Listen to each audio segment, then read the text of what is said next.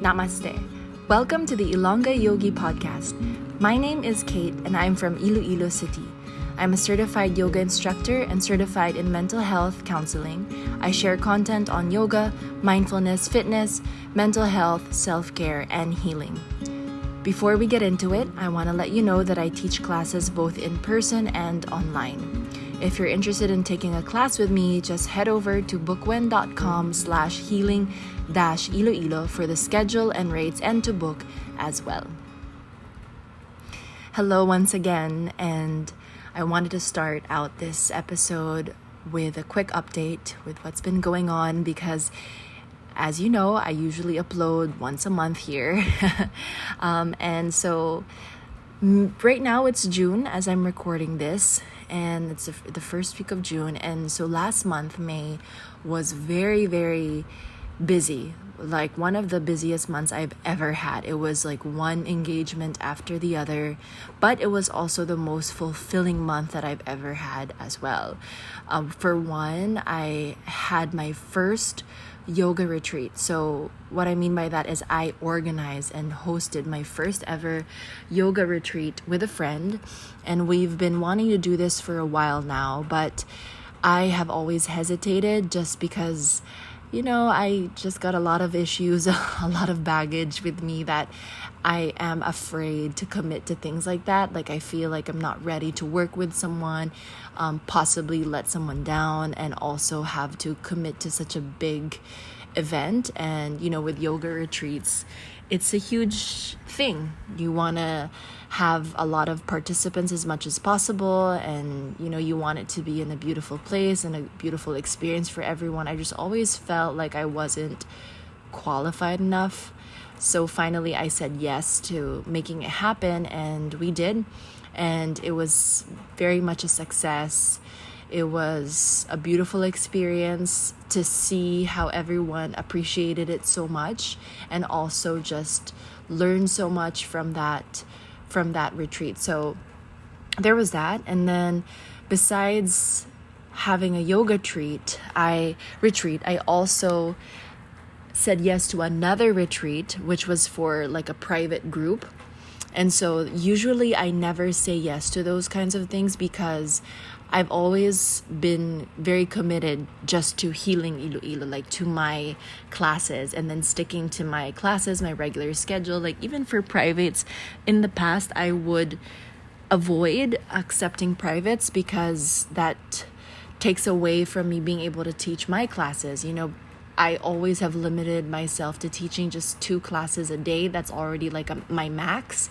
There have been times when I would teach 3 classes a day, and I would just be very, very tired. That's very exhausting, and that easily gets me to feeling burnt out a lot. And we don't want that, especially because I want to keep teaching for the rest of my life if I can. I don't want to get tired of yoga. So I've tried to limit myself, but I, said yes to this. I was just like, why don't I just say yes to things that I would normally say no to? That's kind of been my theme this year. And it was actually really, really great because I got to stay overnight at Damires, and I love Damires, and I had a great stay there, and I got to teach OBs, so these doctors, and I got to share prenatal yoga and postnatal yoga with them. So I really do hope that will help bring more awareness to prenatal and postnatal yoga and how good it is for moms. And so that was also a very good experience for me to have. And after that, I had this big speaking engagement at my elementary school / high school. And it's kind of funny because I got that speaking engagement because of this podcast. So it was nice to have someone reach out to me after they heard an episode, and to be able to do that speaking engagement was very, very special for me. I was so nervous the days leading up to that. Not so nervous in a bad way, but just I had a lot going on days before that. Like I said, I had this yoga retreat with the OBs, and then I had back-to-back events. It was just a lot happening. I had to catch up with work. So I tried to like squeeze in a little bit of time just to prepare my outline, to prepare what I was going to talk about, to practice what I was going to talk about, and it all really did pay off. So that was a very proud moment for me, because I have always just hesitated going back to my school and doing these large speaking engagements like the one that I did. Like, that's very nerve-wracking for, I guess, for anyone. So that was a huge win for me. I definitely celebrated right after that, just because I felt like it was such a huge accomplishment. And my goodness, finally I ended the month with a very quick trip to Rojas because of a work engagement. So that's another thing. Like, back then I would always be so anxious about traveling somewhere, especially like a road trip somewhere that I don't like have control over, like my schedule and what I get to do there, and where I will be with people who I'm not very, very close with, especially if when I'm not with my partner.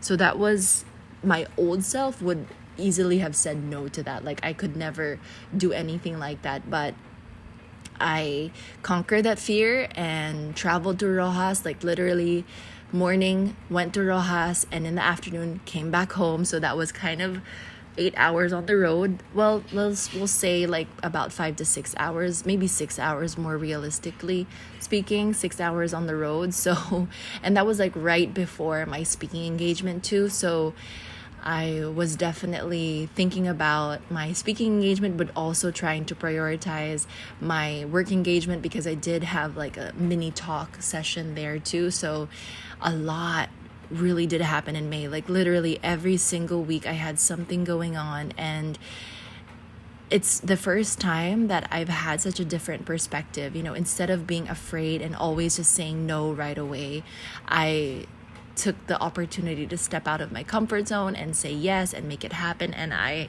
have really surprised myself. I've been able to do little bits of these moments in the past few years, actually. Like, I remember a year ago, I also said yes to joining a yoga retreat in Boracay and then being one of the teachers. And typically I would have said like no to anything like that, because one, I'd be traveling not with my partner, not with anyone that I'm very close with. I'll be like in a car with people that I'm not very close with, and traveling by car to Kalibo, to Katiklan, is of course a long drive. So that would have been just very uncomfortable for me. I would have had a lot of anxiety. And then of course, like, sleeping in a room with people I don't know. Like, I was contemplating of getting my own room just because I wanted to have some space to be like isolated. I wanted alone time. I was so afraid of like rooming with someone else, even if I did know them. But through that experience, that was really like the beginning of everything. I realized that I am capable of handling this now, and doing things like this, where I am not as anxious as I used to be anymore. So being able to do that a year ago, and then seeing that start to grow and now become bigger things, has been definitely a proud moment for me. So that's kind of what's been happening in my life. And also another thing that's been happening in my life is just understanding my yoga business now. It's been a while since I've talked about the business of yoga, and I think that for me it's very important to talk about those things as a yoga teacher, as a business owner, and kind of bringing those two together. And my yoga business has been through quite a lot of things too. Even though I am turning, or the business is turning 5 years old this year officially, a lot has happened. And like recently I've had to think about a lot of things when it comes to Healing Iloilo, or to my business, because with everything, with prices rising and just things changing now, and people's priorities are quite different now too. I've had to figure out how to grow and evolve as a business. But honestly speaking, there have been many, many times when I just like ask myself, should I just stop? Should I just give up? Because it feels like, is it even worth it? Is anything like that I'm doing mean anything to anyone? Those kind of moments where you think about that. But at the same time, I love what I'm doing. I enjoy being a yoga teacher, and it's like there's no other way for me. Like this is the path for me, and might as well just keep going, even if there are a lot of ups and downs. Especially lately, there have been a lot of downs too. So, and I'm terrible at business. I know that a lot of people would say to never say that about yourself, but honestly, I am really like learning as I go. But I guess in a way, that's how businesses really are. So I really like sometimes don't know what I'm doing, and I try to figure things out. I test one thing, it's trial and error, and then if it doesn't work, I change it. It's really like every month figuring out, okay, what else can I do? But I guess it's like my passion and my commitment to my yoga business is what keeps it strong so far. So just a little bit of a background with Healing Iloilo, because if you have been listening to my podcasts since I think 2020 was my first episode, you would have noticed that Healing Iloilo was called something else. So back then I did have a studio, and it was called Body Love Yoga Studio. That was like the original business name and everything. And that time I was just focusing on yoga classes, and I had a studio and everything. But after a lot has happened over the past year, I decided to leave that studio behind and take a break. And then I shifted to Healing Iloilo so that I could also include other things besides yoga classes. So now I have the mental health counseling, and of course I'm open to other activities or other wellness practices as well.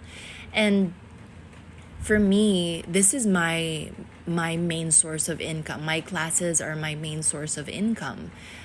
Because I put my heart into this and I've committed to it full time, which is funny because that's always been my career. Like my yoga classes are my full-time job, and then I have like a part-time job that's usually like marketing or something else, which most of the time is like vice versa. But my classes are my main source of income, and because I've learned from my own mentors from Manila how important it is to pay yourself as a teacher, and to pay and to price your yoga classes as fairly as possible.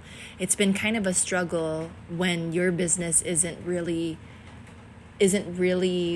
working well, or if there are moments where you kind of fail a little bit. And so it's kind of hard to manage that, knowing that this is like my classes are what pay my bills, what pay off all my savings, and what keep me going day by day. And without that, I kind of don't really have much. I do have another job, and I do have other sources of income, but for me, my yoga classes, that's my number one priority. And yoga is really not cheap. If you know yoga, and if you've been practicing for a while, and if you've been practicing in many other places, you would know that yoga does not come cheap. And a simple certification to become a teacher is actually around $3,000 US. It's not cheap. It's so expensive.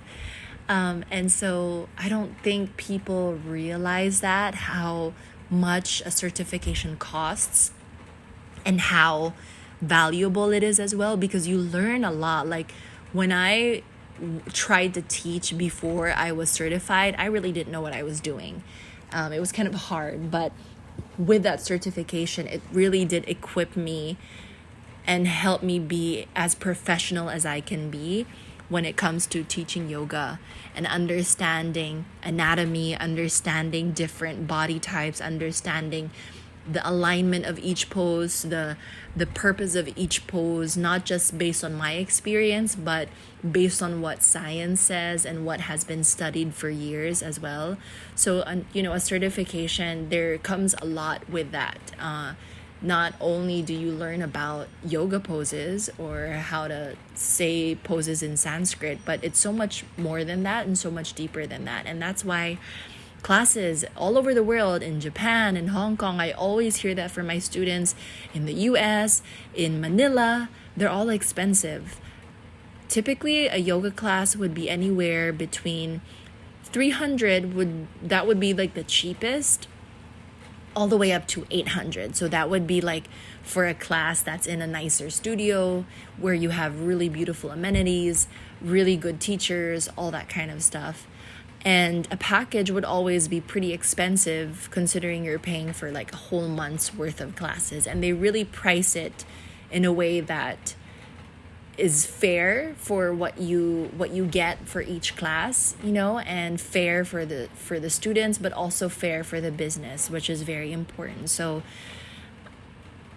also, yoga establishments, especially the more, I guess I don't want to say legit, but the ones who really function like a business or like a corporation type of thing, or very corporate, not corporation, very corporate, they are very strict as well. They follow very strict rules and regulations. So for example, if you're unable to consume your package, like there's no more extensions no matter what, unless you had you get a medical certificate, or you can, if they sometimes allow the fact that you've traveled somewhere, sometimes that's okay, but they're very strict when it comes to packages. And it's very different from most gyms because, again, a trained yoga teacher has had to pay for their certification to make them good at what they do and professional, and really guide you in the best way, ensure that your safety and your health is priority. So it's kind of difficult to maneuver Iloilo, where I'm from, because there have been teachers who are not trained, and so a lot of people, and who teach, and so a lot of people don't really know the value of a yoga class and a yoga teacher based on their credentials, when it comes to that. So just a quick break from the episode to talk about my juice brand, Daily Greens. If you're in Iloilo City and looking for a healthy juice that doesn't have any added sugar, no preservatives, and is packed with a variety of vegetables and fruits, then you should try Daily Greens. With 2 flavors, we have greens, which is mostly leafy greens, and carrots, which is 50% carrots and other vegetables and fruits. This is unlike any other juice sold on the market. Most juices are packed with more fruits to help it taste better, but completely miss the point of being a nutritious and healthy drink. Remember, fruits are still filled with sugar and must be enjoyed in controlled portions. Daily Greens makes sure that you get the most out of a bottle, packing it with more vegetables than fruits and making it fresh, not to mention affordable for everyone. You can enjoy a bottle or 2 every day, which is perfect if your goal is to maintain healthy yet easy habits in the long run. You can order from Healthy Kitchen, Salads and Wraps, and other establishments that sell Daily Greens. This is your sign to start building healthier habits in the most convenient way with Daily Greens. It's been quite a journey to understand the Iloilo market. It's very, very different. I've taught in several yoga studios in Manila. I've been around and I understand the business of yoga in Manila, and being able to also work for a yoga studio at one point when I was in the States, and also experience other yoga studios in the US.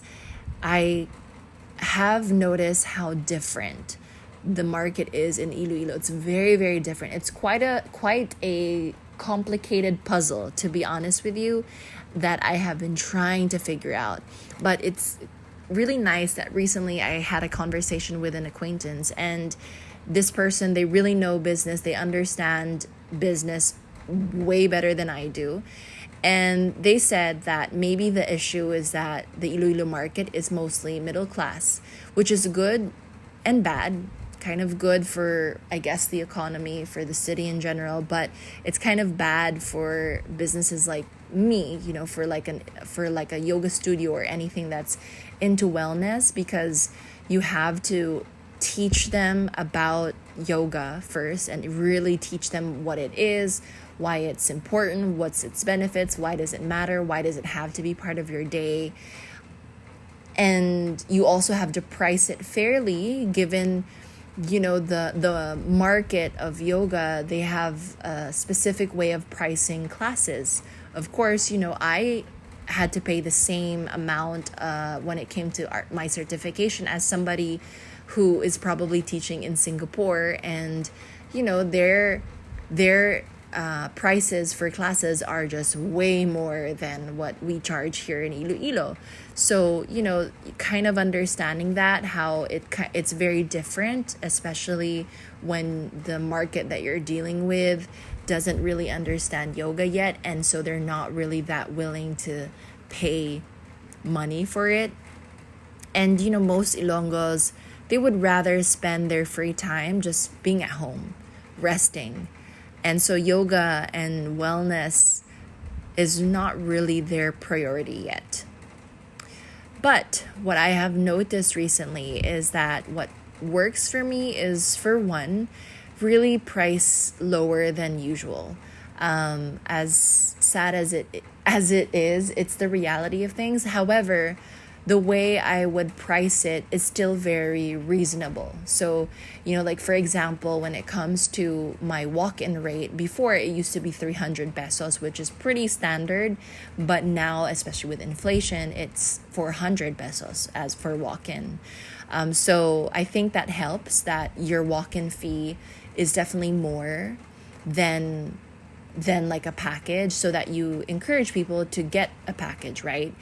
And so that's kind of what I'm learning now, because at first I really did want to price my packages in a way where you count whatever the package is based on, how much each class is, and then like adjust it from there, discount it from there. But to me, it's really more about asking myself, what am I willing to pay for a class and for a package that would be realistic for me? Because in a way, I am also the market that I'm trying to tap into. And there's not really that big of a gap for those that maybe I want to tap other markets. It's not really that huge of a gap, because again, in this city, in Iloilo, the market is pretty middle class. Not entirely, of course, but you get the gist that I feel like the majority is middle class in a way. But don't take my word for it. I don't want to cause any trouble here. I haven't done my research, but from what I'm seeing and what I'm experiencing so far, it does seem pretty true, right? So there's that. Pricing it definitely lower than usual. So now I'm looking at pricing my 2 packages. I deducted from 3 packages. I just wanted to do 2 packages. I didn't want it to be complicated anymore. So it's either you get an unlimited or you get a 5 class pass, and that's kind of what I'm sticking to, just so that it's not messy. And like with the unlimited package, it just feels and sounds more inviting to get, especially if I price it in a way that is very reasonable for me and for the value that I teach. And then also same with my 5 class pass, just pricing it in a way that also makes sense. So yeah, I've had to adjust my prices a lot, but to me, again, it's trial and error, and you're figuring out what works. And so to make up for that, I also do a lot of promos now and giveaways on the side. So I feel like the promos are really good in bringing in a lot of students who may want to commit. And they definitely come back again, especially when they've experienced like doing yoga regularly. But it's come and go. That's another thing about the market here. In Manila, you would have your regulars. They are loyal to you. Every day they're at the studio. No joke. They will make time for it no matter what. Sometimes they even attend 2 classes a day. It's crazy.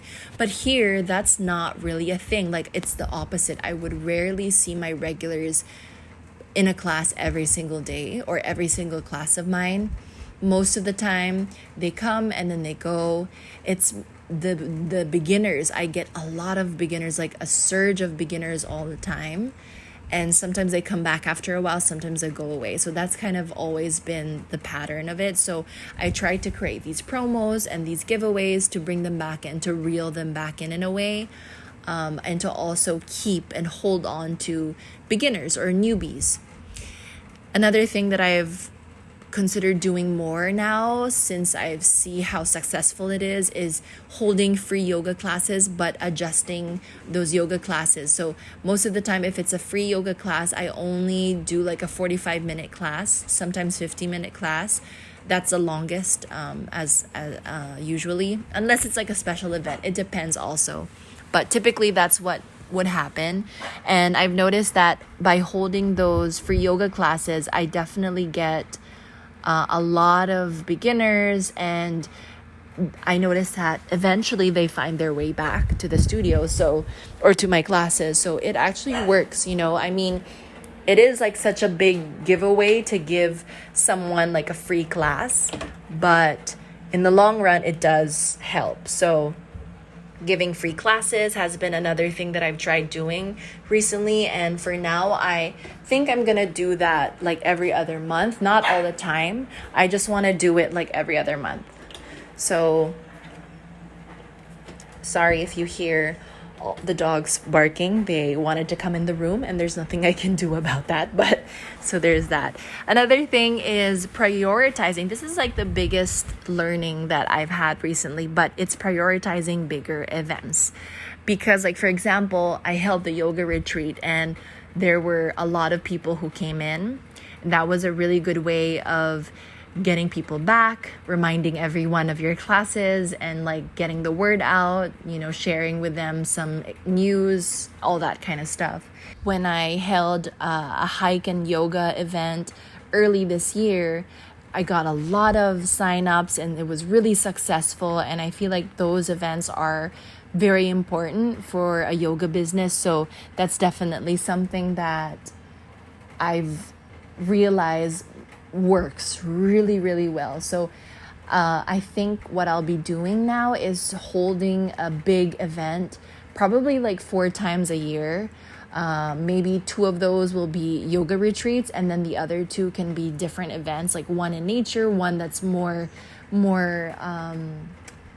it's more like, if there were an alo yoga event type of thing, kind of something like that. So that's kind of what I'm imagining. So I feel like bigger events, like with big things, maybe giveaways, maybe performances, something like that, could definitely help boost my yoga business, and any yoga business actually. So something like that, like festivals, retreats, and like special guest teachers who may come to visit. So I feel like these have been working so far for me, and I think I've hesitated to do these things because that's a thing, like these things definitely require a lot of just energy and time and effort and presence, and it can be very, very draining. And I think that's why for the longest time I didn't want to do these things, because